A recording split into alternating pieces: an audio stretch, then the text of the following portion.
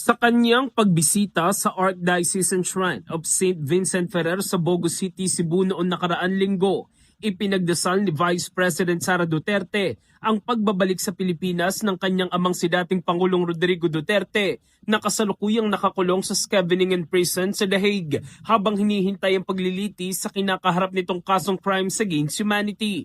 Sa isang Facebook post, sinabi ni VP Sara na ipinagdasal din niya ang kapayapaan ng bansa at ang patuloy na pagbangon ng Bogo mula sa lindol noong nakaraan taon.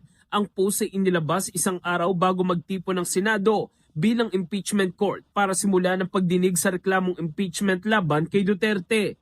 Ngayong Lunes, sisimula ng impeachment trial ng Vice Presidente mahigit isang buwan matapos maihain ng Kamara ang 4 na articles of impeachment laban sa kanya. Mahigit 70 araw o 3 buwan ang inilaan ng Senate Impeachment Court para sa paglilitis.